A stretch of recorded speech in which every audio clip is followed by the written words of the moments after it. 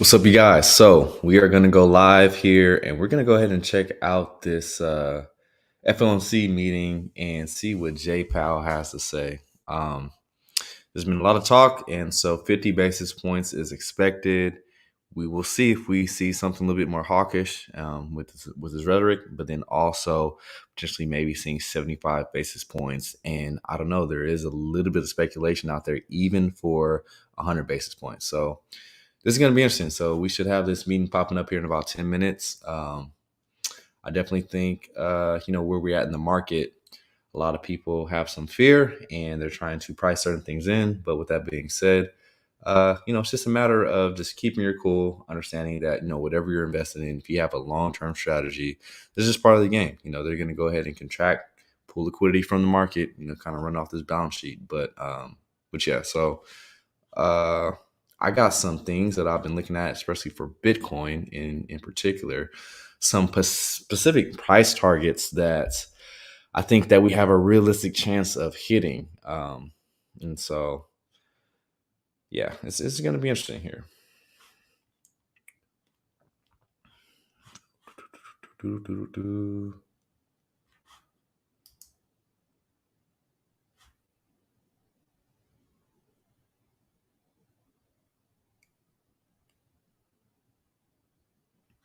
Okay, so let me share my screen here. Share screen.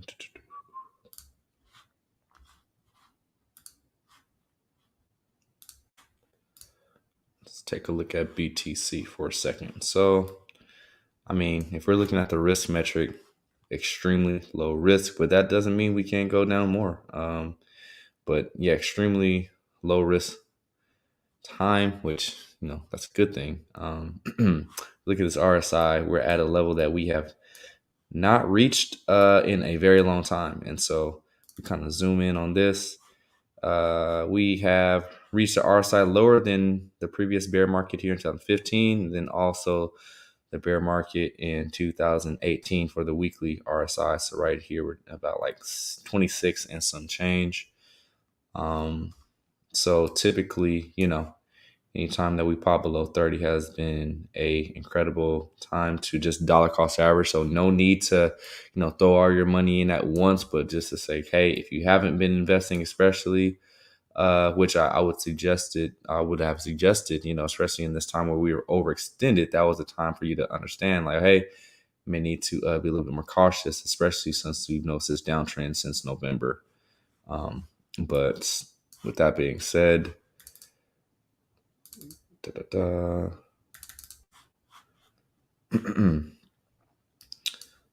really is we want to find where is the most liquidity at for BTC. So obviously we know we have the peak from 2017 sitting right here at about 19K, and we are kind of getting close to that. And we'll see, depending on how this meeting goes, we could see this price just kind of fluctuate down a little bit more. But if they come out and say, hey, inflation seems to be a declining issue, and they say, hey, we're only going to go down maybe 20 or 5 basis points, give or take, right? We may see a little bit of a rally, but nonetheless, the trend is obviously still, bearish, right? So, you have to use your eyes and just take it for what it is. So in previous times, gone down 82% here for this bear market, gone down from this top to there about 86%, but this is more so a wick, so really more like 82%. 82% seems to be somewhat normal for these times of just bearishness. So that could say, okay, well, similar essence, getting down to those levels of 12K, 14K, that's right there, 78, 75%. And so now I do think that there's more hodlers in this market. So seeing a full capitulation of 82%, we'll see. I think people may step in a little bit sooner. And so, but that's just a thought process, right? That's not fact. And it's just a matter of everyone kind of implementing their own strategy. I know what I'm going to do. But yeah, so as far as the liquidity goes, as you can see, there's a whole bunch of liquidity right here in this range as soon as we hit 12K. And then so that's where a lot of, coins are just sitting, where people bought in. And so that's going to make a nice support, but that also lines up for this first impulse wave here of, this wave coming up here where we had it in early July 2019, came back down for COVID. And then this is exponential growth here in 2021. So we're on the decline here. Corrective. And before we can go back up, this stuff with the Fed, all this inflation stuff has to get figured out. I mean, this macro environment is not one for asset prices just flying and appreciating. And so until these things get settled, do not expect to see, especially crypto, a risk on asset just flying up to all-time highs anytime soon. And especially since this trend is not looking like it's going to be broken, and especially the top end of this corridor, this channel looks like it's not going to be broken in the immediate term. That being said, until that's broken, we really can't expect things to be back on the uptrend. So till then, we'll see what the bearish case scenario is and look at the support level. So obviously all-time high from the last cycle. Psychologically, I think there'll be a little bit of support there. So around 18, 19K, but the technical support level of where just a lot of the liquidity is sitting, looking at the volume profile is 12K, and so we'll see. I think people would be willing to step in between these two price points, but like I said, no one knows that for sure. Same thing if we want to come over here and look at Ethereum. What time is it? Should be starting here in 5 minutes. Okay, so if we want to look at Ethereum, I got a couple fib retracements, but if you just run a fib retracement from the beginning of this cycle, right? So take the bottom of this bear market to the top. And say, okay, hey, where could we land? So currently we are sitting right here on top of the 0.382, right? And then so from there, what's coming up? So that's the 0.5. If we break through this, which, BTC goes down, Ethereum's going to track with it. And we're looking at, this 0.5 level. So that's about $617. And then once again here at this 0.618 level, the golden ratio at about 400 and some change. And so I know my spots. Do you know yours? But as you can see, same thing with the volume profile. Not much. So I don't know if you can see it, but not much liquidity here. That first ledge of just liquidity batch is right here, about $750, give or take. And then the next one here is 400 and some change. And so same thing that lines up similar with the Fibonacci levels, but then also where just the liquidity sitting. And so definitely we've broken that peak from the last cycle in 2018 already. So that psychological barrier, it was null and void. It didn't matter for Ethereum whatsoever. And so, the question is, okay, well, where could we go next? And so same thing like Bitcoin, looking very bearish still, looking at the RSI, hitting points that we've never been. And so, generally, these are just advantageous times. I'm not saying you got to rush in and DCA, but if your cost basis is way up here at, $4,400, just, looking to see if we get to these levels to lower your cost basis even further. But if you don't know where we could go, the likelihood of us going lower is probably pretty high. So having some patience is important in this market. So no need to rush into things unless you just really just want to throw money at something. So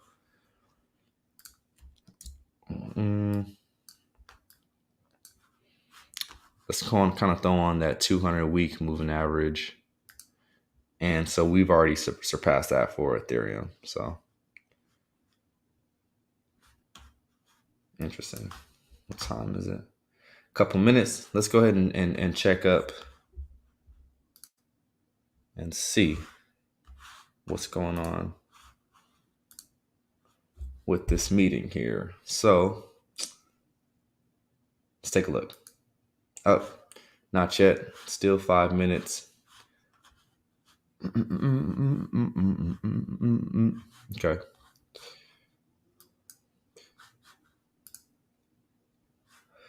What's going on, Black Label Expat? Hey, man, I really appreciate the value that you've been adding. I've been noticing just, from a technical and psychological perspective, it seems like you got your stuff together, man. So really appreciate your contributions that you've been giving to the community. Shoo! Yes, of course. Da, da, da, da. Yeah, guys, but I'm hoping everybody honestly is just keeping their cool, man. Understanding that this is a long game. Like the people who have the longer time frames win. So just being able to buy stuff at good value, which obviously, that's the whole goal. I know a lot of the times when we feel like that FOMO, we just want to try to, start allocating, really just understanding just fundamental, first of all, but then, okay, what are the technical levels of where things could go, especially when there's a lot of things happening in the macro market. So the value that I, was trying to bring, especially I'm glad that Charlie gave me an opportunity to just talk with you guys, is just understanding these other markets better because I've been invested in other markets longer than I've been invested in crypto. So I have a lot of insight there. And so especially, just the way things that, within the stock market, the way that bonds have a big, and so interest rates and bonds have a big indicator of what happens in the stock market. So in times of high correlation with BTC, you better believe that the rest of crypto is going to be impacted. So, um, you know, let's see. This feels like the market will make a slow turn. Equities first, then crypto feels like staring at the charts is interesting, but less relevant in the market. Yeah, and then so yeah, you can. The thing is, it's good to know the certain levels, right? So for me, am I going to be staring at the charts every single day? Of course not. But I do want to know certain levels of where liquidity is sitting because somehow price has a natural way of falling to these liquidity levels, especially in a bear market, and so or corrective trend. So so I'm definitely paying attention closely to that. But then, yeah, paying attention to some of these news events, which I know sometimes people are like, "Oh, this news is FUD." If it's macro news, better believe it's hitting all these markets, and so you can kind of pretend and act like it's not happening, or you can understand and say, "Hey, this is the reality. If I need to course correct, do so." And so yeah, got some dry powder. Yeah, man. So that's the thing. If with your DCA strategy, like obviously this is not financial advice, but for me personally, I DCA months ago, right? But and that's solely because I started to see, especially at the beginning of the year, about all of the issues. And so, you know, uh, hopefully some of you guys were able to save some of your bags. If not, understand you guys are going to be fine if you got good quality things. So if you're in the coins that have good use case, that have good fundamentals and communities behind them, and they're continuing to build. That's always been my thing. Is like projects that are dev rich is what I call it. So as far as devs are flocking to these projects and these protocols simply because they're scalable and they're easy to work on. And so a lot of stuff on Ethereum, relatively easy to work on. That's why we have so many EVMs.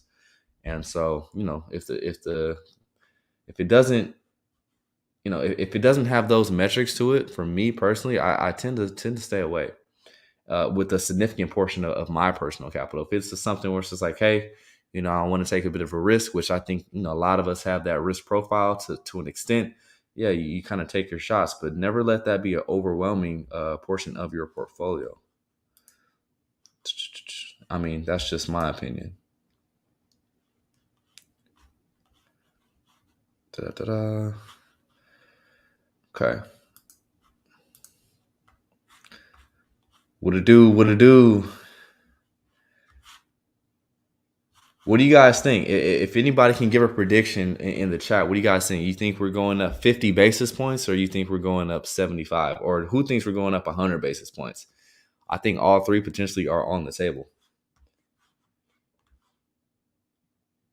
Let's see. They up and going. Oh, okay. So you know what? I think they pushed it back. So that meeting is not until another 25 minutes. Well, 27 minutes. So until then, do you guys have anything that y'all want to look at? So I had some some equities that I was kind of evaluating, but then also just getting an understanding of what the heck is going on with inflation. Like, have y'all seen like a representation of like what's happening with inflation and why this outlier is like such a big deal? 75 basis points. Yeah, to be honest, I think, there's a good chance that minimum we're looking at 75 basis points. And so there's actually a thing I'm gonna put it in the chat. There's a link for the CME group where they do a survey for a whole bunch of people out there who are analysts and stuff, and they get their kind of assessment. And these are qualified people. And let me see, I'm gonna share this in the chat. But basically, you guys can use this, especially next time when they do the next FOMC meetings, and get a good gauge of kind of what's going on and what people are thinking. Let's see here. The link. Da-da-da. CME group. Cool. And then we'll take a look at it here in a sec as well.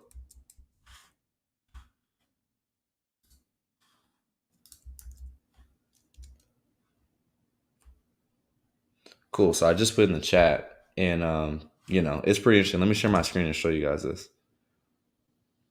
Do-do-do.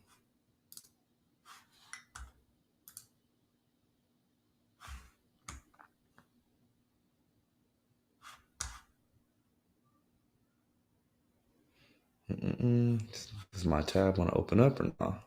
There we go.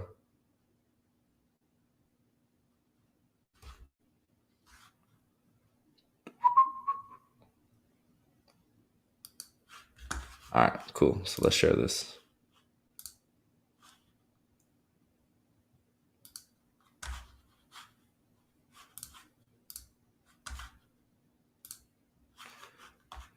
Can y'all see that? Cool. All right.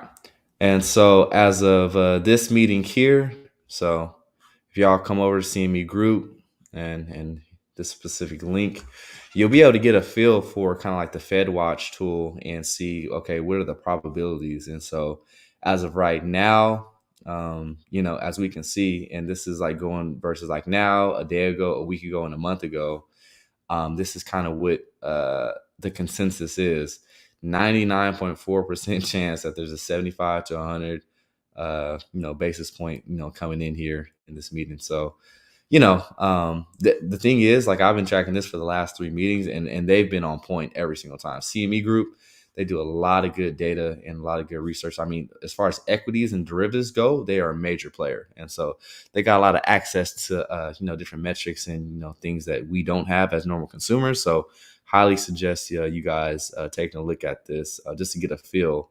And like, same thing, the probability was very high even a month ago. So like I said, using these tools kind of help you understand how to pivot within the market. And so these are like the early warning signs of like higher rates or higher rate hikes. 86% chance of these basis points even a month ago. So that should be something to look at.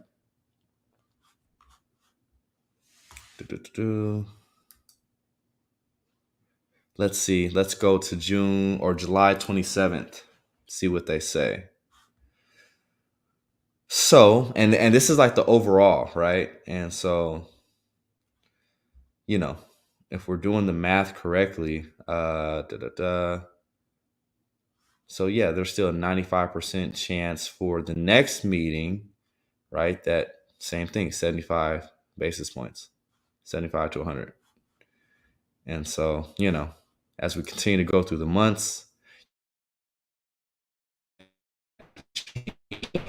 that's like, for me personally, that's when I would consider to say, after like when this summer passes, so June, July, in August, right?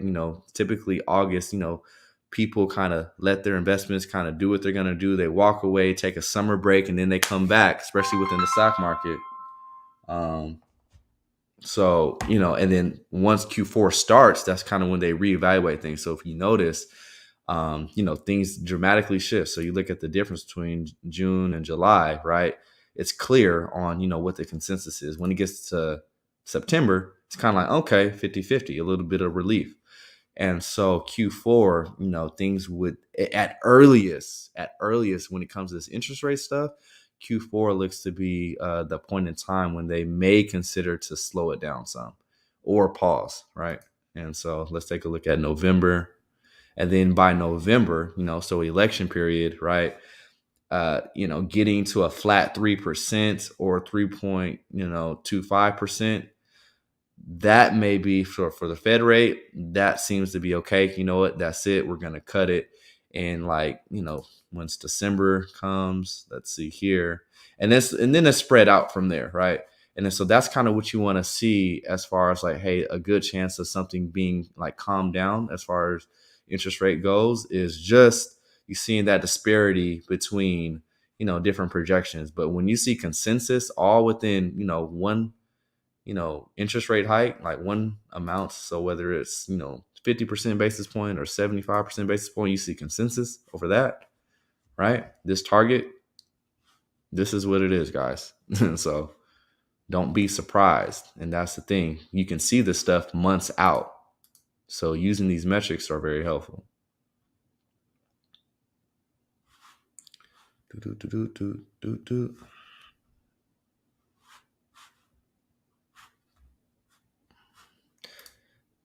Question is, so for Ethereum, right? Like, man, I'm definitely looking forward to scooping up 3-digit Ethereum. It's a little bit more than my original cost basis. Like, for me personally, I was investing in 2000, a little bit in 2019, but majority in 2020, early in 2020. And so but yeah, definitely getting, hopefully, like my personal goal is to kind of see this thing kind of come down to this $400 range. Reason being, if you're kind of just tuning in, just looking at, just previous bear markets, you just pay attention and you use a fib retracement. All right. And so you take it from the bottom of this bear market and you pull that all the way to the top. So we're sitting right here at the 0.382 fib level and getting down to that golden ratio, so that retracement of 6.18 is something that is on the table. I would really consider that, right? Because just simply because of these things happening for the next few months of us having some downwards pressure. And so you see how we broke this, and when we broke it, we came straight down to it. Same thing here. We may muddle around here for a few weeks or whatever the case may be, and especially coming into that 60-day cycle low, especially early July, we very well may have a chance to, even come down to this point 0.5 level here at, give or take, $600 and some change. But the biggest thing too is just looking at the volume profile. So looking at seeing where's the liquidity sitting, and you can kind of see a couple of ledges here. So if you kind of pull that in, right? And then you tend to see these different levels. So we already broke this level here, right? That level's been broken. Right here, we broke through that. The next level of liquidity is sitting right here at about $700 and some change. And so DCAing slowly is definitely what you want to do. But ultimately, like where I'm like, look, I'm backing it up. I'm starting to allocate a lot of capital because I got some USDC waiting as well. Really trying to snag, whole lot of Ethereum and essentially Bitcoin too, because something that we could also take a look at is the Bitcoin to Ethereum dominance. And in certain times of the market, Bitcoin is actually a little bit more preferable to have because Bitcoin will lead the market and Ethereum will trail. So essentially, Bitcoin is the better asset during that time period. And then you switch it, you do a ratio play, switch it into Ethereum, at that point in time. And so we could look at that too. But yeah, really looking for these two levels personally to kind of start DCAing a little bit here and then going heavy if we do get down to this point. So that's not guaranteed, but the way things are kind of unraveling over the next few months, it is a possibility. So as you can see, right, that shelf right here, that liquidity just sitting right here. And so all these people who were leveraging at $1,000 of Ethereum, if they get liquidated, best believe, oh yeah, we got that chance to come down here. So pivot, pivot, pivot. Let's see. Let's see if we could bring up the Ethereum to BTC chart. Go ETH, BTC.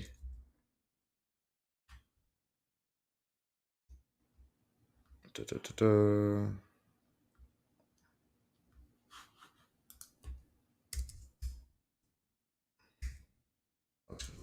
ETH, how about that? Pop up for us. There we go.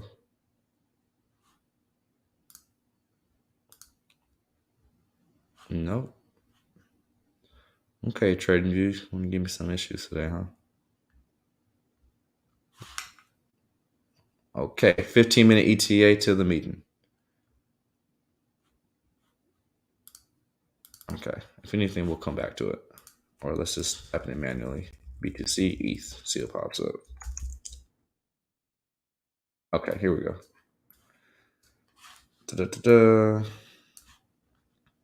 Yeah, so I mean, BTC, as we can see, since May 12th has been killing Ethereum. So I mean, it's not looking like it's breaking this trend anytime soon. And so mainly it's like we keep seeing these green candles, yeah, BTC, until we start to see this roll over. Would you want to kind of flip that and mainly buy Ethereum over Bitcoin? But until then, all the alts are going to bleed against Bitcoin. And so this is Ethereum in particular. And so yeah, I mean this is the Ethereum growth phase, right? So when Ethereum just took off and all the alts took off, yeah, March of 2021. And so that was, that mania phase. And then it kind of consolidated, right? And then BTC generally, right? So if you look at it, the pivot point. So you see direction and then you see pivot point here, right? So I mean, just look at it. So if we kind of just do this, that's the trajectory it was on, making lower lows, which basically meaning, okay, Ethereum is continuing to lead and outpacing Bitcoin. But then things change, right? Now we got these higher lows, and it looks like we'll probably continue to do that. So consider, BTC being the first thing that you roll into, and then rolling it into Ethereum, because the alts aren't going to get going until BTC and Ethereum get going first. And so, yeah, you can kind of sprinkle some DCA into that other stuff as well. It's not half bad strategy, especially once Bitcoin finds bottom. But mainly, and we'll gauge it, right? Because that's kind of what has happened previously. This time may be different. And so as we get new information and data, we act accordingly. But as of now, everything is going to be bleeding against BTC. I mean, you can look at that on the dominance chart. So BTC. And so, okay, we got a little bit of relief, interesting. So with this dominance, right, kind of ranged, and we were hoping for it to continue to go lower and come down here to these levels, right? So kind of stay on that trend line, but it did a swift turnaround, same thing, same dates, right? May 11th, and then just shot up, and then all the altcoins just started bleeding. And then so now it looks like a little bit of life kind of coming back in the last couple of days. And so, we'll keep watching that. But as far as BETH to ETC or BETH to Ethereum, BETH, BTC to Ethereum, looks like BTC is still in the lead. So,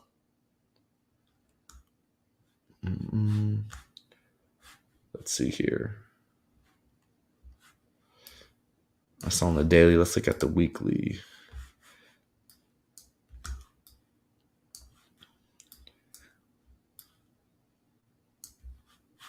Yeah. I mean, and then people are kind of asking questions of like, okay, is the dominance ever going to go back to like 60% for BTC? I really honestly like it's kind of hard for me to see that, is because I could see that back here in early 2020, right? And even before that. But the thing is, there is a lot more money in the space since 2020. And so, with that being said, yeah, there's other projects that kind of rose the ranks where people still have enough confidence to where they're going to keep some money in there. Like they're not selling their bag completely. And so, yeah, I could see us popping up to, 50%, but getting back up to 60% dominance where, BTC is like the only thing around that is investable, that may be a far stretch, but we will see. I could be wrong.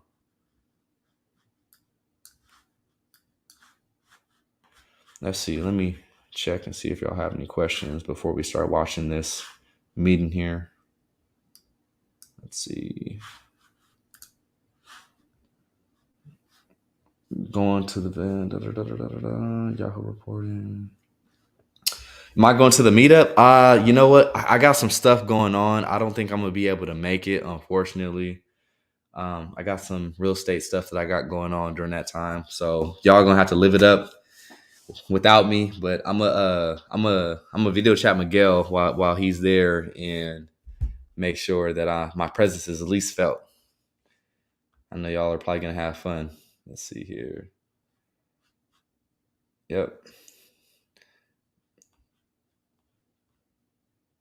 Yeah, yeah. So yeah, those alts, they're gonna have a hard time. But the interesting thing is, as you kind of see things pop back, you're gonna see these spurts of where it's just like, okay, boom, this random altcoin is up 30-40% for the day. But the thing is, can it sustain it? So can it sustain it during a week time or 2 weeks time period? And generally what you've been seeing through especially the past month is no. And then so let's take a look at the fear and greed index, because that's always something to kind of take a look at. So let's do that. So let's see. Is this today? Wow, 8. Interesting. That can't be today. Is it today? Well, 7. Oh, even worse. So 7. And I mean, I'm even just looking at this, right? It's because we want to put all of this information together to come up with a good thesis, not just go off of the emotions on what we want to happen. But we're seeing, I mean, just even where we're at, man.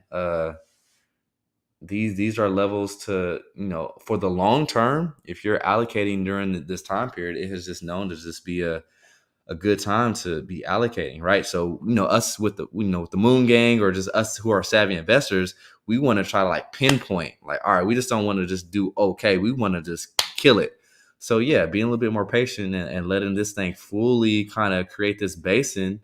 Yeah, that's how you have a little bit more confidence. You'll be able to really, whether you're doing lump sum investing, for me, I'm more of a lump sum investor. So I like to save up money, larger qualities. And then when that time comes, it's just like, throw it, what I'm saying?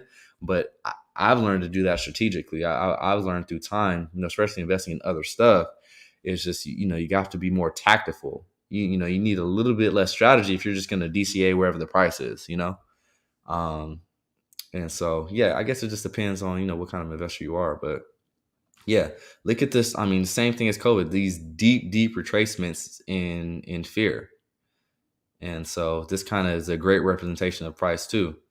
Same thing here, right? So what we want to see now is we've seen this, the cluster, and then we kind of pop down. Let's see if we can form a little cluster down here.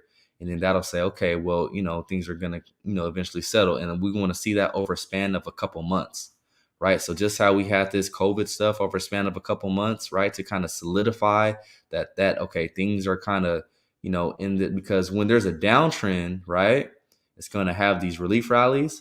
And these relief rallies are only going to last, at two months at best, right? So a month or 2 months. So if we see 2, 3, 4, 5 months of us kind of forming the basin, right? That can be like the indicator of okay, this is the accumulation zone before we start to get bullish. And that's the thing is, I think there's going to be plenty of time to accumulate. There's no need to rush. Plenty of time to accumulate. So that's kind of what we're looking for. Let's see.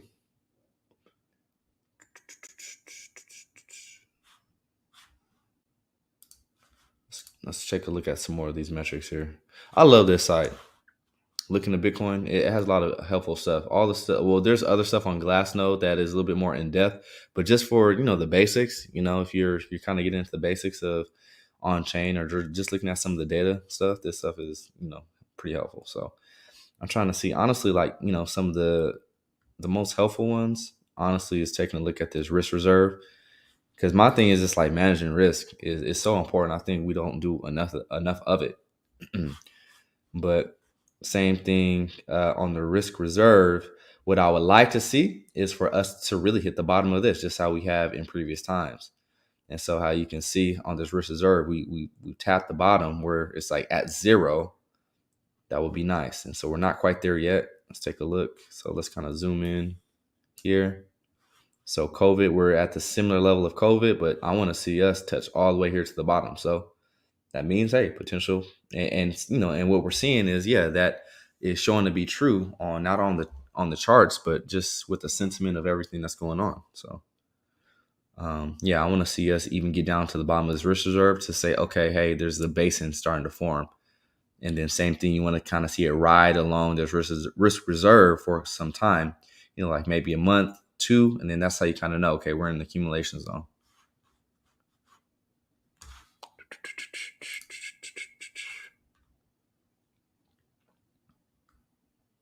And this realized price, this is the one that everybody's kind of, now looking at. If you've known about this site, you could have been looking at this months ago, but we're just now touching it. So in previous times, right, previous bear markets, we've come below it. And so just because we're touching the 200-day moving average does not mean that, a bottom is in. It's a more advantageous time to be DCAing, of course, but if we're trying to be really tactful, add a little bit more strategy to our, investing strategy, yeah, like kind of seeing a basin form. So same thing here. So this was extreme volatility to the upside. So I think the deviation below the realized price, basically just the cost basis for the network, that's all this is. That deviation way well below that, that's probably like a significant 40-50% below the realized price. I don't think it's going to be anything like that. Well, I mean, yeah, we may see something like that. Well, let's kind of see. So if the realized price is, 6, that's 50%. Oh, more than that.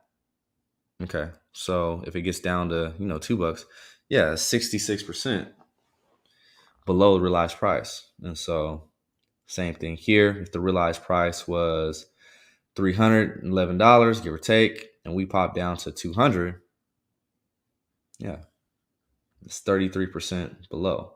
So, if the realized price is, 23K, yeah, touching these teens is very much in the cards.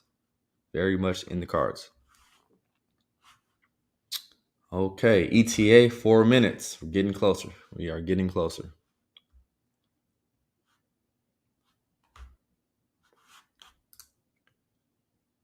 But nonetheless, great opportunity. These are the opportunities that we're in it for. So the people who are paying attention, we're the folks that are going to be able to continue to do well with our portfolio. The people who are leaving the market and they're not going to be paid, like there's a lot of people, because I talk to a lot of people. I help a lot of people. And what I've noticed, especially over like the last like 3 weeks and last month, people are just done. They're just like, I don't even want to pay attention to it. But over these next 6 months, if they don't pay attention, they're going to lose out on probably one of the best opportunities investing wise that honestly they're going to see in a very long time. So the biggest thing is, hey, keep paying attention. It'll pay off. Like I promise, it will pay off. Because same thing, this logarithmic growth curve chart is very much still in play. And so same thing here, we've popped below it a couple times, right? But even looking at it because looking at these parabola tops, right? And even if, so we didn't get to the top, right? But even if we get to the halfway point of this metric, as time goes by and we form these basins back on the way up, this is still getting higher. And the reason being is because limited supply. Like, I think a lot of us know that already. Limited supply. And then when demand comes to this supply and, they come and they hug, demand meets the supply. And as we know, we're getting closer to the halving. I believe it's in May of 2024. And then so, when that block reward gets cut in half for those miners, that's just an explosion of just all these things are positive for price. And so us doing these moves mid 2022, on the back end of 2022, just picture yourself out a year, 2-3 years out from now. That's what's necessary. You're going to be so happy you're making decisions today. And so this is what it's all about. It's game time, and that's what it's all about. Rising up to the pressure, making the hard decisions, tough decisions, but making the right decisions at the right timing. So,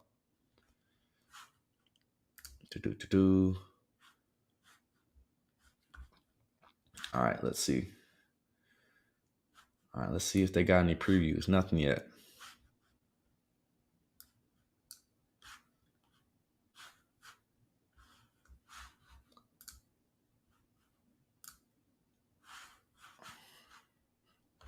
Let's take a look at some stuff here on Glassnode.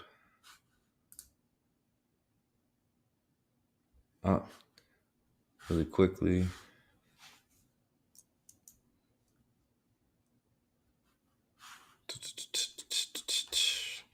So one thing that I'm looking for is how many people are in loss, supply and loss. And so my thing is, especially utilizing the last two like major corrections, COVID and the last bear market, if you notice, very similar amount of Bitcoin supply and loss. So that's kind of what I'm looking for here. So here at the peak is about 10 million BTC in loss. So that was, that was a big thing to say, okay, well, how does this basin get formed? Because you see it kind of pop up there a couple times. And so, but mainly it lingered up there for some time. So between 9 million and 10 million BTC in loss, same thing for COVID, a quick moment, right? But I think the macro pressures that we're feeling, it's going to be longer than what COVID was, as far as how things are going with the interest rate. Because here, they weren't even really doing too much with the interest rate, and so but same thing is intact here. If you look at kind of like, if I can get this top, about 10 million BTC supply in loss. So where are we at currently? And we're getting up there. We're at about 9. So getting close. We're getting close, but I want to see this metric as well hit to where 10 million BTC is in loss. So that's going to be a nice thing when we get there. All right, so we are live. Let's see. Let me know if you guys can hear this. Businesses. The economy and the country have been through a lot over the past 2.5 years and have proved resilient. It is essential that we bring inflation down if we are to have a sustained period of strong labor market conditions that benefit all. From the standpoint of our congressional mandate to promote maximum employment and price stability, the current picture is plain to see. The labor market is extremely tight and inflation is much too high.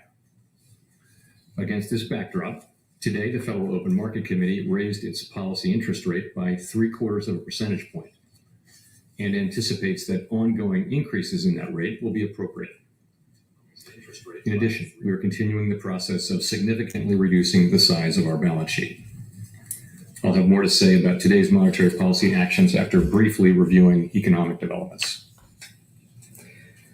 Overall economic activity edged down in the first quarter as unusually sharp swings in inventories and net exports more than offset continued strong underlying demand. Recent indicators suggest that real GDP growth has picked up this quarter, with consumption spending remaining strong. In contrast, growth in business fixed investment appears to be slowing, and activity in the housing sector looks to be softening, in part reflecting higher mortgage rates. The tightening in financial conditions that we've seen in recent months should continue to temper growth and help bring demand into better balance with supply. As shown in our summary of economic projections, FOMC participants have marked down their projections for economic activity, with the median projection for real GDP growth running below 2% through 2024. The labor market has remained extremely tight, with the unemployment rate near a 50-year low, job vacancies at historical highs, and wage growth elevated. Over the past 3 months, employment rose by an average of 408,000 jobs per month, down from the average pace seen earlier in the year, but still robust. Improvements in labor market conditions have been widespread, including for workers at the lower end of the wage distribution. Guys, is he shaking up there? Is anybody else noticing that? Labor demand is very strong, while labor supply remains subdued, with the labor force participation rate little changed since January. FOMC participants expect supply and demand conditions in the labor market to come into better balance, easing the upward pressures on wages and prices. The median projection in the SEP for the unemployment rate rises somewhat over the next few years, moving from 3.7% at the end of this year to 4.1% in 2024, levels that are noticeably above the March projections. Inflation remains well above our longer run goal of 2%. Over the 12 months ending in April, total PCE prices rose 6.3%, excluding the volatile food and energy categories. Core prices rose 4.9%. In May, the 12-month change in the Consumer Price Index came in above expectations at 8.6%, and the change in the core CPI was 6%. Aggregate demand is strong. Supply constraints have been larger and long-lasting than anticipated, and price pressures have spread to a broad range of goods and services. The surge in prices of crude oil and other commodities that resulted from Russia's invasion of Ukraine is boosting prices for gasoline and food, and is creating additional upward pressure on inflation. And COVID-related lockdowns in China are likely to exacerbate supply chain disruptions. FOMC participants have revised up their projections for inflation this year, particularly for total PCE inflation, given developments in food and energy prices. The median projection is 5.2% this year and falls to 2.6% next year and 2.2% in 2024. Participants continue to see risks to inflation as weighted to the upside. The Fed's monetary policy actions are guided by our mandate to promote maximum employment and stable prices for the American people. My colleagues and I are acutely aware that high inflation imposes significant hardship, especially on those least able to meet the higher costs of essentials, like food, housing, and transportation.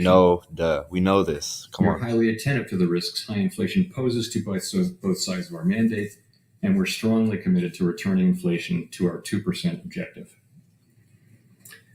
Against the backdrop of the rapidly evolving economic environment, our policy has been adapting, and it will continue to do so. At today's meeting, the committee raised the target range for the federal funds rate by 0.75 percentage point, resulting in a 1.5 percentage point increase in the target range so far this year. The committee reiterated that it anticipates that ongoing increases in the target range will be appropriate. And we are continuing the process of significantly reducing the size of our balance sheet, which plays an important role in firming the stance of monetary policy. Coming out of our last meeting in May, there was a broad sense on the committee that a 0.5 percentage point increase in the target range should be considered at this meeting if economic and financial conditions evolved in line with expectations. We also stated that we were highly attentive to inflation risks and that we would be nimble in responding to incoming data and the evolving outlook. Since then, inflation has again surprised to the upside.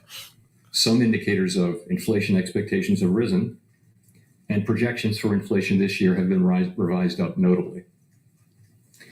In response to these developments, the committee decided that a larger increase in the target range was warranted at today's meeting. Yep. This continues our approach of expeditiously moving our policy rate up to more normal levels, and it will help ensure that longer-term inflation expectations remain well anchored at 2%. As shown in the SEP, the median projection for the appropriate level of the federal funds rate is 3.4% at the end of this year, a percentage point and a half higher than projected in March, and 0.9 percentage point above the median estimate of its longer run value. The median projection rises further to 3.8% at the end of next year and declines to 3.4% in 2024, still above the median longer run value. Of course, these projections do not represent a committee plan or decision, and no one knows with any certainty where the economy will be a year or more from now. Over coming months, we will be looking for compelling evidence that inflation is moving down, consistent with inflation returning to 2%. We anticipate that ongoing rate increases will be appropriate. The pace of those changes will continue to depend on the incoming data and the evolving outlook for the economy. Clearly, today's 75 basis point Jerome, man, stop shaking. Just put the paper down on the desk. This size to be common. From the perspective of today, either a 50 basis I think point he's or a little nervous, 75 guys. basis point increase seems most likely at our next meeting. We will, however, make our decisions meeting by meeting, and will continue to communicate our thinking as clearly as we can. Our overarching focus is using our tools to bring inflation back down to our 2% goal and to keep longer-term inflation expectations well anchored. Making appropriate monetary policy in this uncertain environment requires a recognition that the economy often evolves in unexpected ways. Inflation has obviously surprised to the upside over the past year, and further surprises could be in store. We therefore will need to be nimble in responding to incoming data and the evolving outlook. And we will strive to avoid adding uncertainty to what is already an extraordinarily challenging and uncertain time. Okay. We are highly attentive to inflation risks and determined to take the measures necessary to restore price stability. The American economy is very strong and well positioned to handle tighter monetary policy. To conclude, we understand that our actions affect communities, families, and businesses across the country. Everything we do is in service to our public mission. We at the Fed will do everything we can to achieve our maximum employment and price stability goals. Thank you, and I look forward to your questions. Okay. Thank you. Here's a chance where they'll get to grill him. Two related questions, Chair Powell. Did you feel I'm hoping that they'll grill him on these questions because we need the hard questions. rate hikes in June and July? And would you please give us as detailed a sense you can of what role you played in reshaping market expectations so quickly on Monday?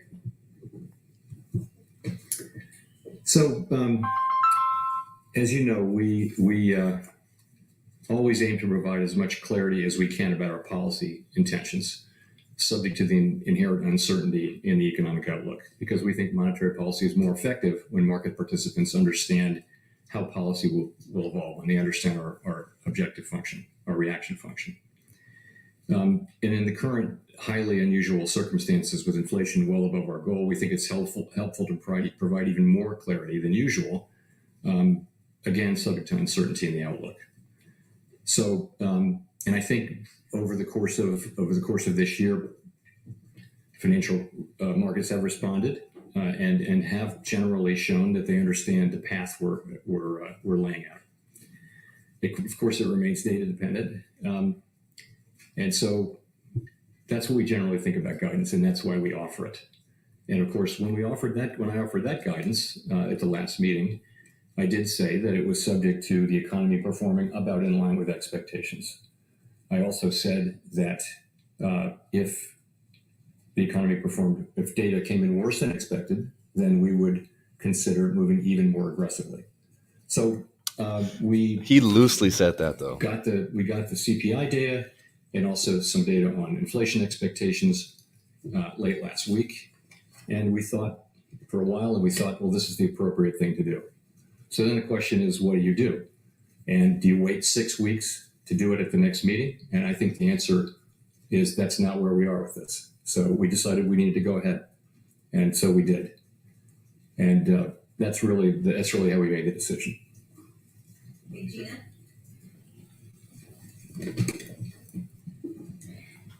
Thanks for taking our question. Gina Smirnoff with the New York Times. I guess I wonder if you could describe for us a little bit how you're deciding how aggressive you need to be. So obviously 75 today, what did 75 achieve that 50 wouldn't have? And why not just go for a full percentage point at some point? Sure. So if you take a step back, what we're looking for is compelling evidence that inflationary pressures are abating and that inflation is moving back down. And we'd like to see that in the form of a series of declining monthly inflation readings. That's what we're looking for. And by this point, we had actually been expecting to see clear signs of at least inflation flattening out and ideally beginning to decline. We've said that we'd be data dependent, focused on incoming data, highly attentive to inflation risks, the things that I mentioned to Howard moments ago. So contrary to expectations, inflation again surprised to the upside. Some indicators of inflation expectations have risen, and projections of this year have moved up notably. So we thought that strong action was warranted at this meeting, and today we delivered that in the form of a 75 basis point rate hike, as I mentioned. So what was the point of it really is this. We've been moving rates up expeditiously to more normal levels. And over the course of the 7 months since we pivoted and began moving in this direction, we've seen financial conditions tighten, and appropriately so. But the federal funds rate, even after this move, is at 1.6%. So again, the committee is moving rates up expeditiously to more normal levels. And we came to the view that we'd like to do a little more front end loading on that. So I think that the SEP gives you the levels that people think are appropriate at given points in time. This was really about the speed with which you would get there. So as I mentioned, we 75 basis points today. I said the next meeting could well be about a decision between 50 and 75. That would put us at the end of the July meeting, in that range in that more normal range. And that's a desirable place to be because you begin to have more optionality there about the speed with which you would proceed going forward. Just talking about the SEP for a second, what it really says is that committee participants widely would like to see policy at a modestly restrictive level at the end of this year. And that's 6 months from now. And, so much data and so much can happen. So remember how highly uncertain this is. But so that is generally a range of 3 to 3.5%. That's where people are. And that's what they want to see, knowing what they know now and understanding that we need to show resolve, but also be flexible to incoming data as we see it. If things are better, we don't need to do that much. And if they're not, then we either do that much or possibly even more. But in any case, it will be very data dependent. Then you're looking at next year, and what you're seeing is people see a bit more tightening in a range of maybe 3.5% to 4%. And that's generally what people see as the appropriate path for getting inflation under control and starting back down and then getting back down to 2%. So 75 basis points seemed like the right thing to do at this meeting, and that's what we did. Steve Leisman, CNBC. Thank you for taking my question, Mr. Chairman. You have not used the phrase in a long time, monetary policy is in a good place, which is a phrase that you used to use often. Now that the committee is projecting 4% or 3.8% next year in terms of the funds rate, which is similar to where the market is now, the futures market of 4% funds rate next year, do you think that's a level that is going to be sufficiently high enough to deal with and bring down the inflation problem? And just as a follow-up, could you break that apart for me? How much of that is restrictive and how much of that is a normal positive rate that ought to be embedded or not, in your opinion, in the funds rate? Thank you. Good question. The question really is, how high does the rate really need to go? And this is, the estimates on the committee are in that range of 3.5% to 4%. And how do you think about that? Well, you can think about the longer run neutral rate. You can compare it to that, and we think that's in the mid twos. You can look, frankly, at broader financial conditions. You can look at, asset prices. You can look at the effect you're having on the economy, rates, asset prices, credit spreads. All of those things go into that. You can also look at the yield curve and ask all along the yield curve, where is the policy rate? So for much of the yield curve now, real rates are positive. That's not true at the short end. At the short end of the yield curve in the early years, you don't have you have negative rates still. So that really is one data point. It's one part of financial conditions. So I think I have to look at it this way.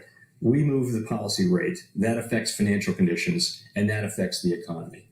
We have, of course, rigorous ways to think about it, but ultimately it comes down to, do we think financial conditions are in a place where they're having the desired effect on the economy? And that desired effect is, we'd like to see, demand moderating. Demand is very hot still in the economy.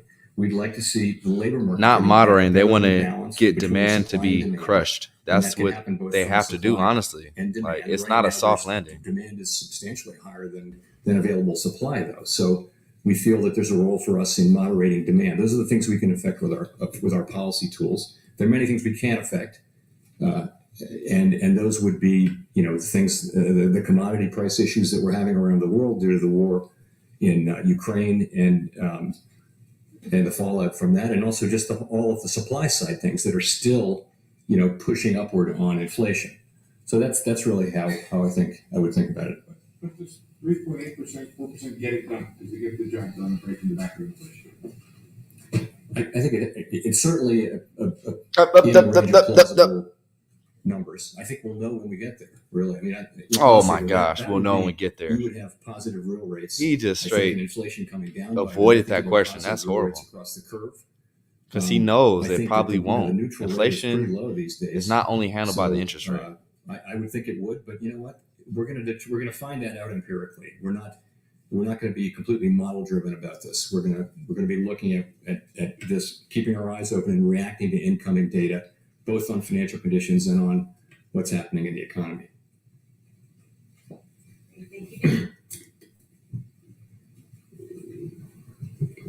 Thanks. Nick Timmeros of the Wall Street Journal. Chair Powell, you've said that you like your policy to work through expectations, and now obviously this decision was something quite different from how you and almost all of your colleagues had set those expectations during the intermeeting period.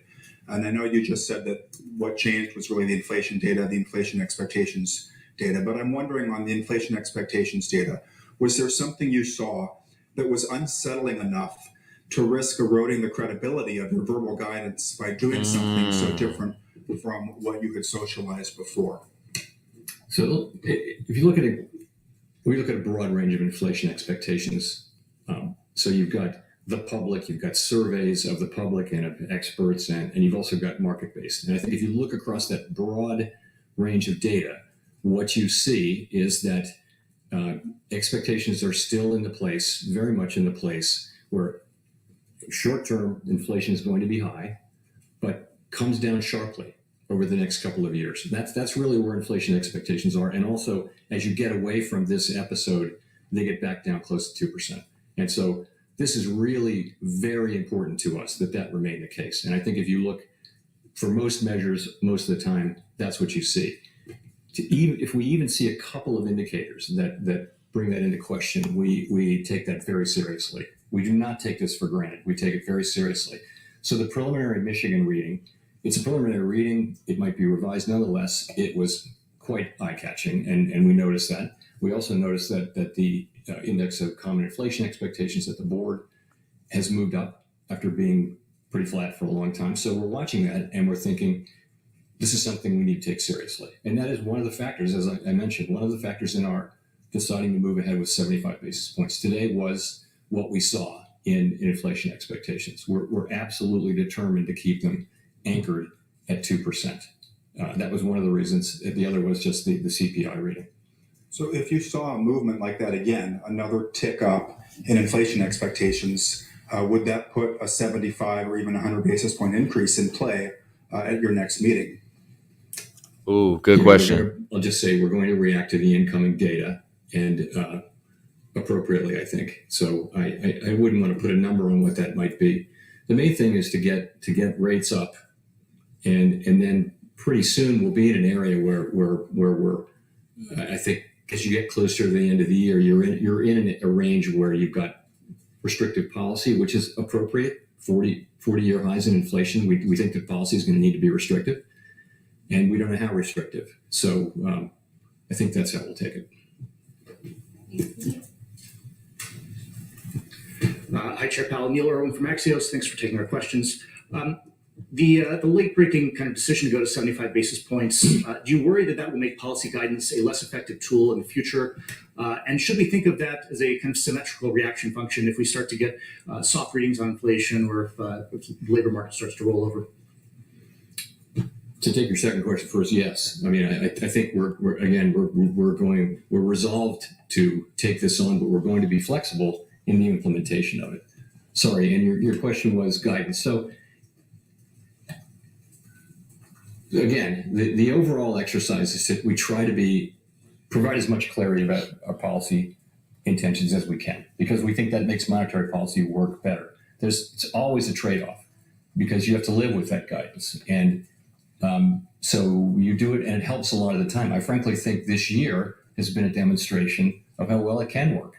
With us having really just done very little in the way of raising interest rates, financial conditions have tightened quite significantly through the expectations channel, as we've made it clear what our plans are. So I think that's been a very healthy thing to be happening. So, and I would hope that our it's always going to be any guidance that we give is always going to be subject to things working out about as we expect.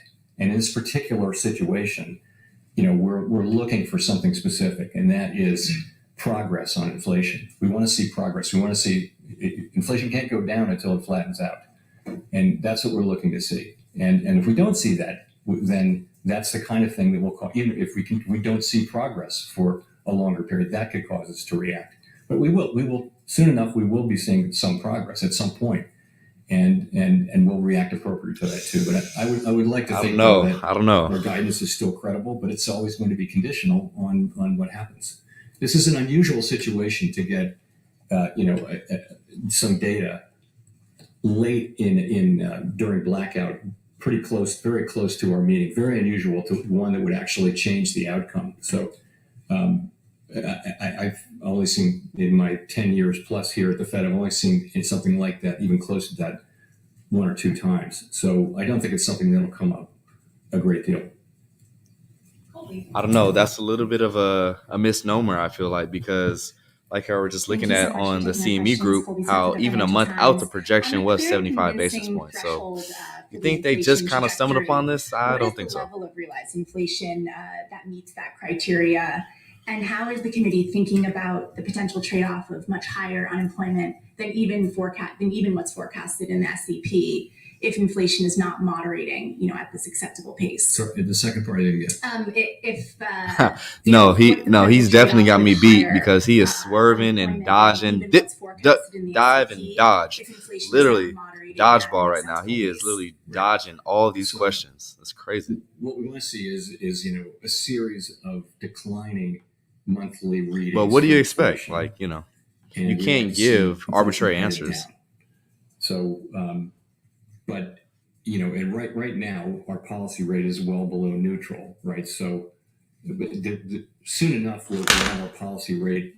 Let's assume the world works about like the SEP says, the policy rate will be up where we think it should be, and then the question would be, do you slow down? Does it make you, that you'll be making these judgments about, is it appropriate now to slow down from 50 to 25, let's say, or speed up? So that's the kind of thinking we'll be doing. And we're looking, ultimately, we're not going to declare victory until we see a series of these, really see convincing evidence, compelling evidence that inflation is coming down. And that's what I mean by, that's what it would take for us to say, okay, we think this job is done, because we saw last year inflation came down over the course of the summer and then turned right around and went back up. So I think we're going to be careful about declaring victory. But the implementation of our policy is going to be flexible and sensitive to incoming data. Are you more concerned now that to bring down inflation, it's going to require more than just some pain at this point? So again, I think that it's a good question. I do think that their objective, and this is what's reflected in the SEP, but our objective really is to bring inflation down to 2% while the labor market remains strong. I think that this is like his default. The default answer: our labor market is strong. We're going at 2%. That's not what they're asking you to do. Are going to play a very significant role in deciding whether that's possible or not. And there I'm thinking, of course, of commodity prices, the war in Ukraine, supply chain, things like that, where we really can't, the monetary policy stance doesn't affect those things. So, but having said that, there is a path. There's a path for us to get there. It's not getting easier. It's getting more challenging because of these external forces, and that path is to move demand down, and you have a lot of surplus demand in take for example in the labor market. So you have two job vacancies essentially for every person actively seeking a job, and that has led to a real imbalance in wage negotiating. You could get to a place where that ratio was at a more normal level, and you would expect to see those wage pressures move back down to a level where people are still getting healthy wage increases, real wage increases, but at a level that's consistent with 2% inflation.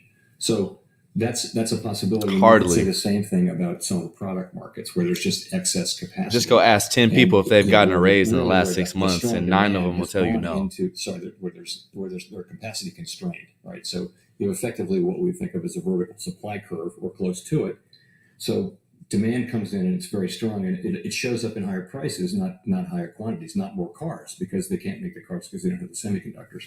So in principle, that could work in reverse. When demand comes down, you could see, and it's not guaranteed, but you could see prices coming down more than the typical economic relationships that you see in the textbooks would suggest, because of the unusual situation we're in on the supply side. So there's a pathway there.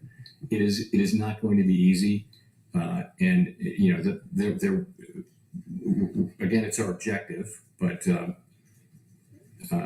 as I mentioned, it's going to depend to some extent on factors we don't control. Rachel. Hi, Chair Powell. Thank you for taking our questions. Rachel Siegel from the Washington Post.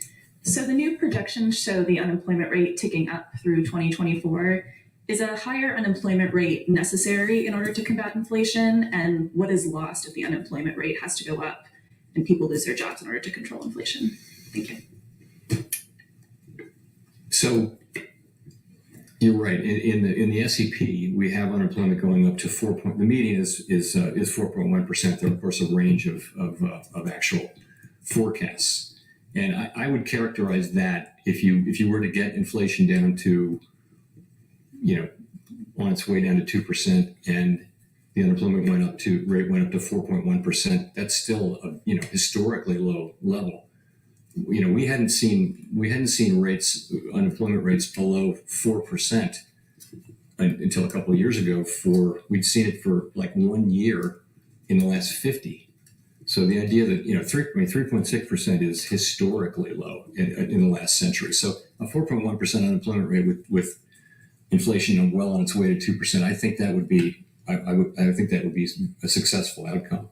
So we're not looking to have a higher unemployment rate, but I would say that I would certainly look at that as a successful outcome. Interesting. People losing their jobs, or Yeah, basically. We're not. Yeah, people are going to be we don't losing their seek to put jobs. people out of work. It's already happening. Of course, we never think too many people are working and fewer people need to have jobs. But we also think that you really cannot have the kind of labor market we want without price stability. And we have to go back and establish price stability so we can have that kind of labor market. And that's a labor market where, where workers are getting wage increases. Maybe the workers at the lower end of the spectrum are getting the biggest wage increases, as they were before the pandemic, where participation is high, where there's lots of job opportunities, where it's just the labor market we had before the pandemic that's what we want to get back to. And you see, disparities between various groups at historic lows. We'd love to get back to that place, but to get there, it's not going to happen with the levels of inflation we have. So we have to restore that, and it really is in service in the medium and longer term of the kind of labor market we want and hope to achieve.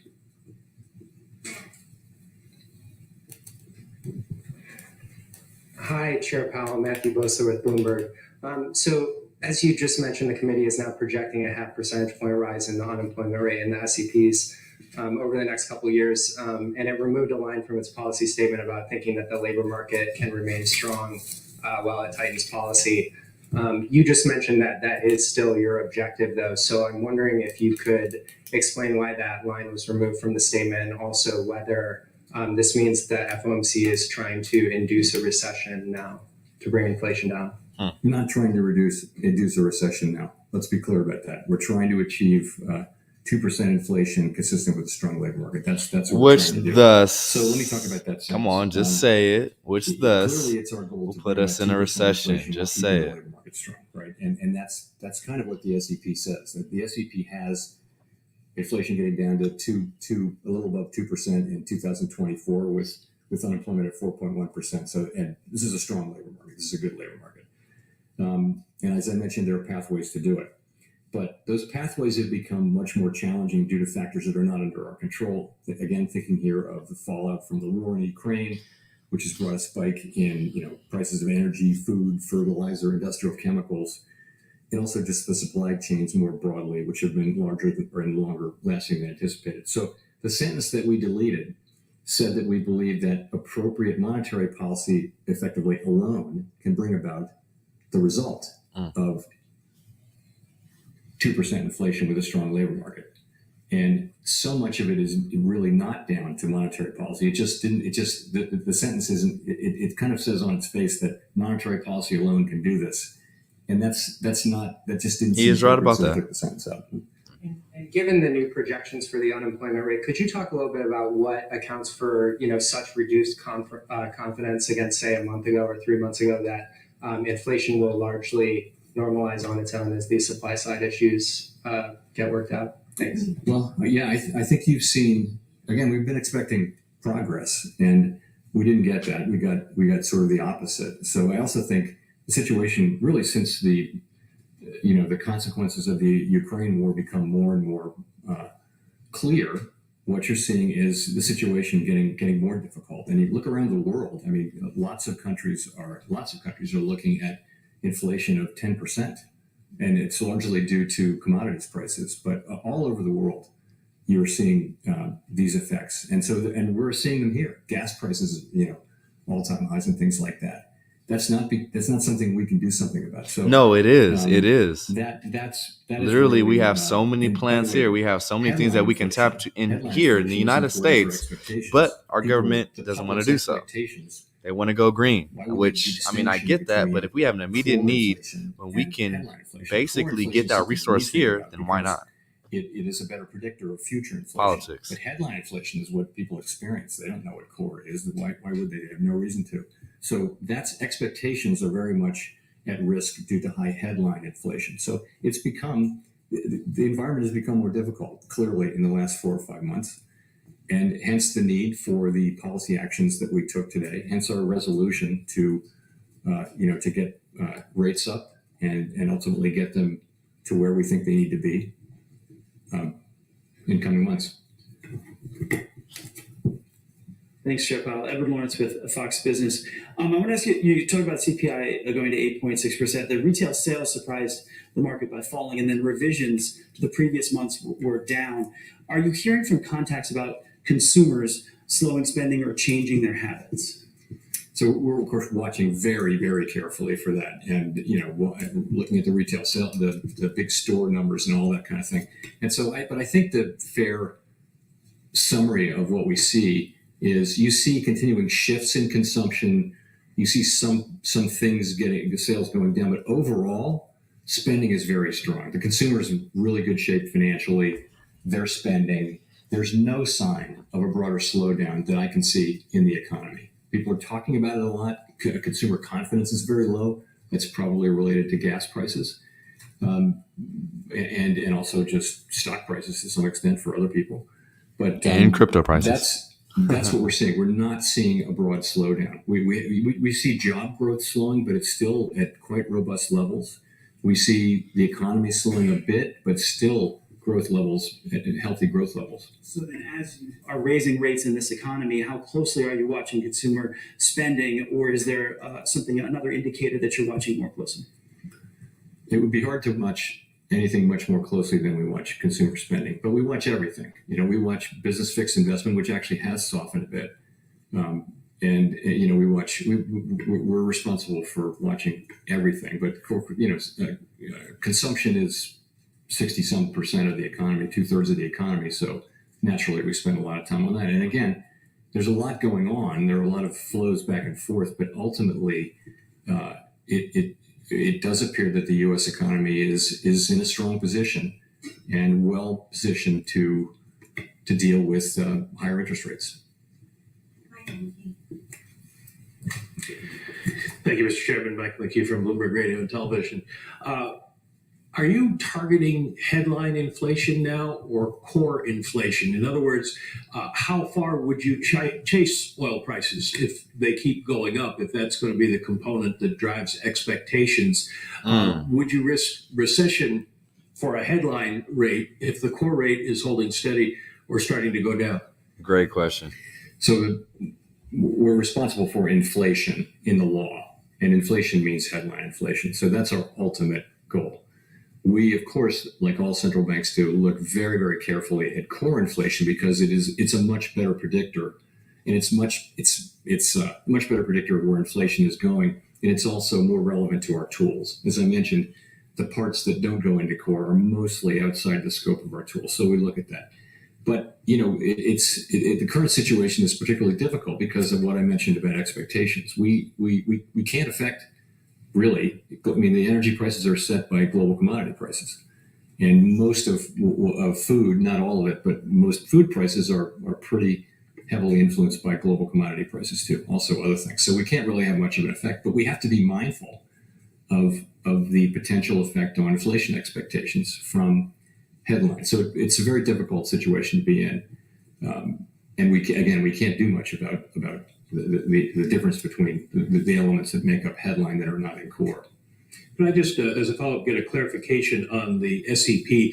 When the members gave their forecasts, when were they inserted into the record? Were they revised after the CPI or Michigan numbers came out? In other words, does the SEP as we have it now reflect the same factors that led you to go to a 75 basis point move? The SEP is of one piece. It reflects all of the economic readings. It also reflects the 75 basis point increase. This is important. So people had that in hand when their SEPs were submitted. So in other words, it's not in addition to what's in the SEP. The SEP, everyone's SEP reflects their thinking about this rate increase and what's going forward.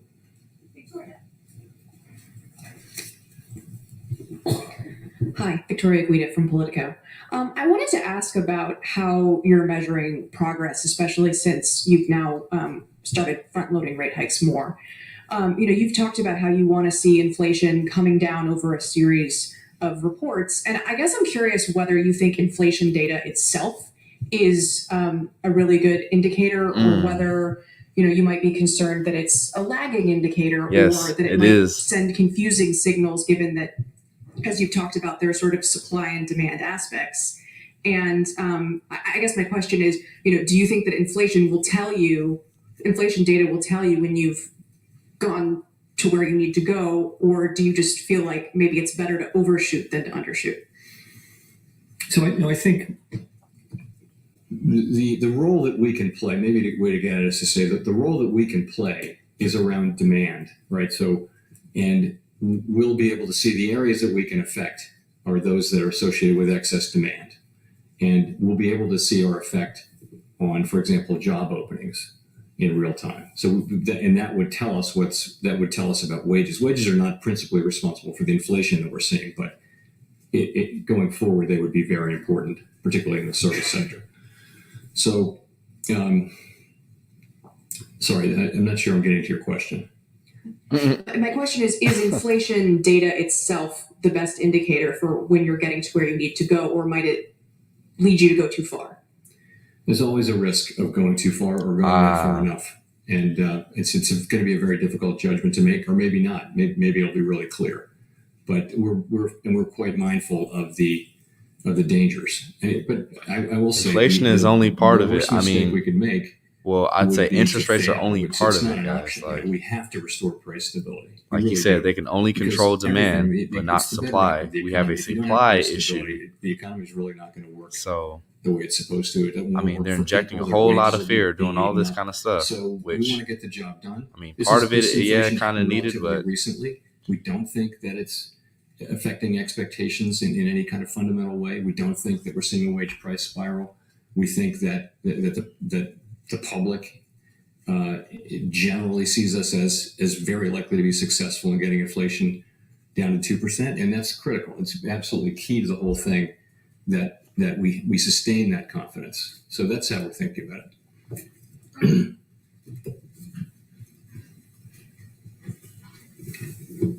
Hi, Brian Chung with Yahoo Finance. I just want to expand, I guess, on what you just said now about the general public feeling like you can get this done. When you talk about consumer sentiment being down, household inflation expectations being up, recession just broadly being dinner table talk, does the general feel among American households and also businesses square with your explanation of the economy, given that the description of inflation in the statement didn't change between May and June? Thanks. So clearly, people don't like inflation a lot, and many people are experiencing it really for the first time, because we haven't had anything like this kind of inflation in 40 years, and it's really something people don't like, and they're experiencing that, and that's showing up in surveys and in all kinds of ways. And we understand that, and we understand the hardship that people are experiencing from high inflation, and we're determined to do what we can to get inflation back down. So that's really what we're saying. Clearly, it's an incredibly unpopular thing, and it's very painful for people. So, I guess what I'm saying is the question, really critical question from the perspective of doing our job, is making sure that the public does have confidence that we have the tools and will use them, and they do work to bring inflation back down over time. It will take some time, we think, to get inflation back down, but we will do that. Him and these tools. He always says, we have the tools. Thank you. Chris, all you guys do is meet and say, hey, what should we do? Let's do 50 base points, 100, 75. Oil prices, those are the tools, guys. But aside from rises in commodity prices, such as gas prices, we're also seeing stickier measures of inflation increasing, such as the Cleveland Fed's median and trimmed mean CPIs.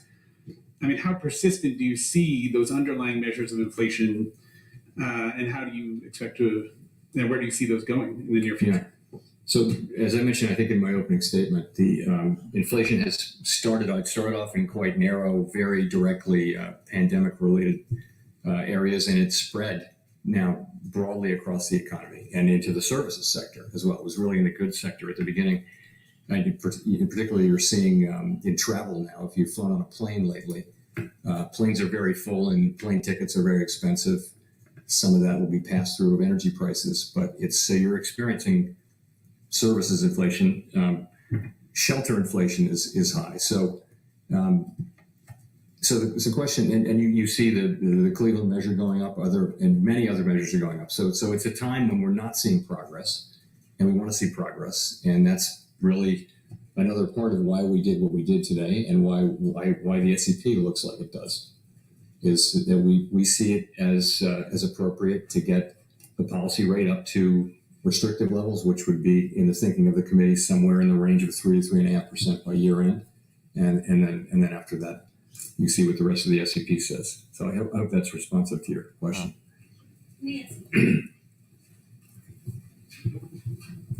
Hi, Chair Powell, Nancy Marshall-Genser with Marketplace. Do you still think a softish landing is possible? No, how would you define it's impossible. That at this point, considering I don't even know why they use that word, soft landing. For unemployment, GDP, inflation. So I think what's in the SEP would certainly meet that test. If you're looking at getting back down to almost a 2% inflation by 2024, and the unemployment rate is still as low as 4.1%, I would call that as meeting that test. Do I still think that we can do that? I do. I don't want to be the handicapper here. That is our objective. And I do think it's possible. Like I said, though, I think that events of the last few months have raised a degree of difficulty, created great challenges. And again, the answer to the question, can we still do it? There's a much bigger chance now that it'll depend on factors that we don't control, which is, fluctuations and spikes in commodity prices could wind up taking that option out of our hands. So we just don't know. But we're focused on, very, very focused on getting inflation back down to 2%, which we think is essential for the benefit of the public, and also to put us on a path back to a sustainably strong labor market like the one we had before the pandemic. Greg. I thought he literally just said that we had a strong labor market now. What happened? Like, do we not have one? Do we? Like, Chip, I was wondering if you could talk a little bit mixed more. messages. Economists are worried that you're kind of hitting the economy with a sledgehammer, and that now there's even more risk of a recession than wouldn't been a 50-50 path of rates. So could you talk a bit more about that, and what evidence would get you to stop rate hikes and maybe even reverse them? Okay, there we Sure. go. So, Great question. as I mentioned, financial conditions have tightened over the last 7 months, and that's a good thing, we think. But the federal funds rate, even after this increase, is at 1.6%. So it's hard to see how that is too high of a rate. And even if we did another, we're going to get here by the end of the summer somewhere in the twos probably. Still, that's still a low rate. So that's not a rate that is calculated to bring a recession on. And by then we'll have seen a whole lot more data. Time out.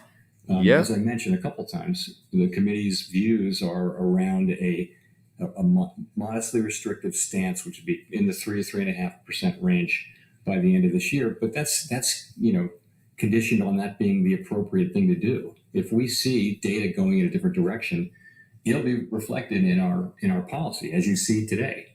We'll be watching if things go in a direction we don't expect, then we're going to adapt. And I think I'm kind of reading in between the lines on what they kind of want to happen. I'll make some comments when he's done. Again, we'll be determined and resolved, but flexible.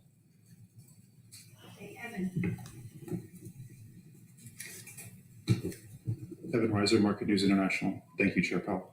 I was wondering if the Fed has initiated a review of the conduct of monetary policy over the last 2 years or so, given the inflation, and will that be shared with the public?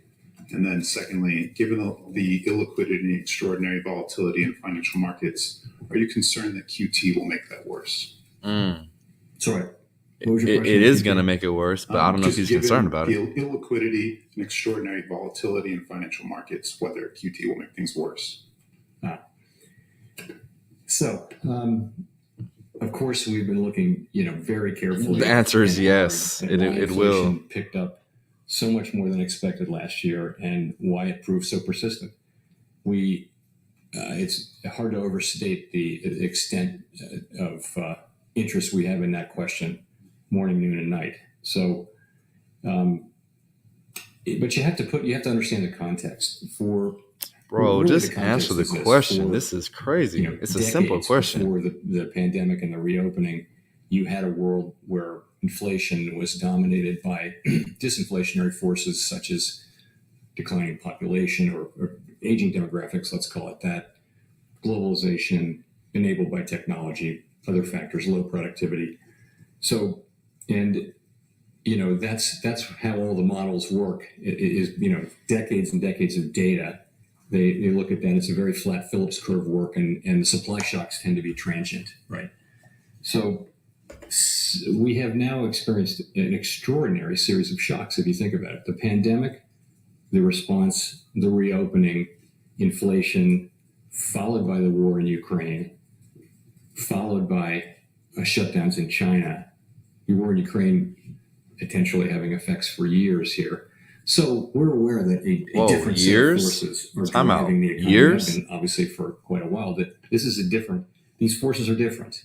Inflation's behaving differently. And in our thinking, it really is a question of very strong demand, but you couldn't get this kind of inflation without a change on the supply side, which is there for anybody to see, which is these blockages and shortages and people dropping out of the labor force and things like that. So that's how we're looking at it.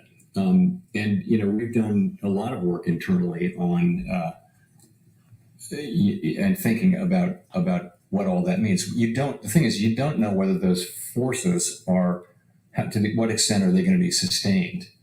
In other words, will we go back to a world where it looks a little more like the old world, or are we really going to be in a world where major supply shocks go on and on? The history is you see these waves of supply shocks, as you did in the 70s, and then they go away, and sort of there's a new normal and things settle down. But honestly, we don't know. Well, there was an instrumental change that they did back then called building real infrastructure that we got away from. Clearly, inflationary forces you're seeing them everywhere. Again, if you look around the world at where inflation levels are, it's absolutely extraordinary. It's not just here. In fact, we're sort of in the middle of the pack. Although I think we have of course a different kind of inflation than other people have, and partly because our economy is stronger and more highly recovered. So that's what we're doing. We've done a lot of introspection and work on that. And sorry, on QT, we've communicated really clearly to the markets about what we're going to do there. Markets seem to be okay with it. We're phasing in. Treasury issuance is down quite a lot from where it's been. So I have no reason to think markets are forward looking and they see this coming. I have no reason to think it will lead to illiquidity and problems. It seems to be kind of understood and accepted. You see this guy's face in front? He was like, what? No problems? It's been nothing but problems. Mr. Chairman, Mark Hamrick with Bankrate. Wonder what your assessment is about the outlook for the housing market, given the years-long increase in home prices and now the sharp rise in mortgage rates. And all that, of course, given the heightened sensitivity around the housing market, given the fact that it was a trigger for the great financial crisis over a decade ago. Thank you. Sure. So rates were very low. A good place to start is that rates were very, very low for quite a while because of the pandemic and the need to do everything we could to support the economy when unemployment was 14% and the true unemployment rate was well higher than that. So, and that was rates are low and now they're coming back up to more normal or above levels. So the fact of the matter is they just overcompensated, printed way too much money. Demand for housing changed from wanting to live in urban areas to some extent to living in single family homes in the suburbs, famously. And so the demand was just suddenly much higher and low. So we saw prices moving up very, very strongly for the last couple of years. So that changes now, and rates have moved up. We're well aware that mortgage rates have moved up a lot, and you're seeing a changing housing market. We're watching it to see what will happen. How much will it really affect residential investment? Not really sure. How much will it affect housing prices? Not really sure. It's, obviously we're watching that quite carefully. All this other stuff. How do you not know this? So there's a tremendous amount of supply in the housing market of unfinished homes. And as those come online, whereas the supply price go of down. Homes, the inventory of finished homes that are for sale is incredibly low, historically low. So that it's still a very tight market. So prices may keep going up for a while, even in a world where rates are up. So it's a complicated situation. We watch it. And that's even worse for the end consumer. Why would you want to buy when prices are higher and rates are higher? That would suck. Looking to buy a home, you need a bit of a reset. We need to get back to a place where supply and demand are back together, and where inflation is down low again, and mortgage rates are low again. So this will be a process whereby we do our work in a way where the housing market settles in a new place and housing availability and credit availability are at appropriate levels. So thank you very much.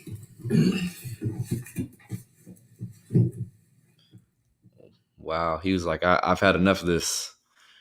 Guys try to trample me with your questions. That was interesting. Let's take a look at BTC. So here's the theorem. Let's look at BTC. Did anything happen? I don't really think so. A little bit of a uptrend, but nothing crazy. How this stuff probably was priced in to an extent. Hey, we're kind of going up a little bit. Hey, check that out. Let's take a look at the daily.